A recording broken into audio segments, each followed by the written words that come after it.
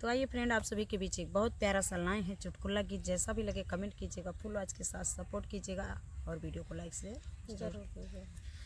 कि झिल मिल पाती तोर मटरिया, झिल मिल पाती तोर मटरिया, झिल मिल पाती तोर मटरिया।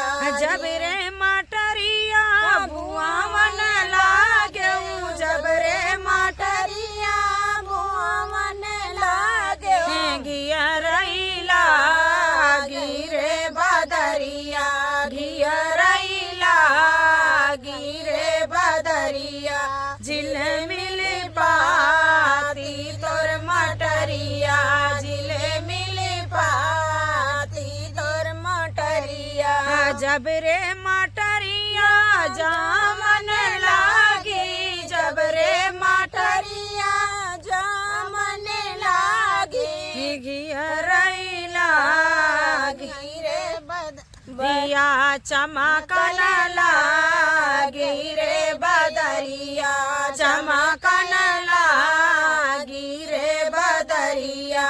झिल मिल पाती तोर मटरिया, झिल मिल पाती तोर मटरिया।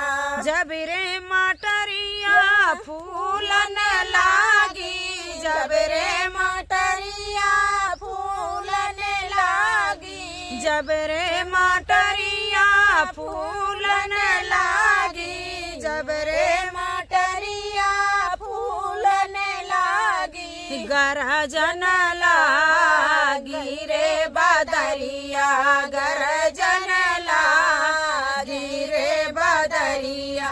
झिल मिल पाती तोर मटरिया, झिल मिल पाती तोर मटरिया।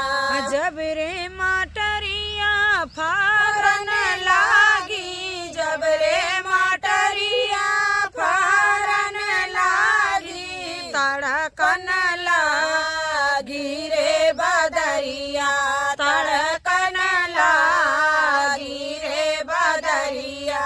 झिल मिल पाती तोर मटरिया, झिल मिल पाती तोर मटरिया। जब रे मटरिया पाकन लागी, जब रे मटरिया पाकन लागी, जब रे मटरिया पाकन लागी। अरे बरसन लागी रे बदरिया, बरसन लागी रे बदरिया। झिल मिल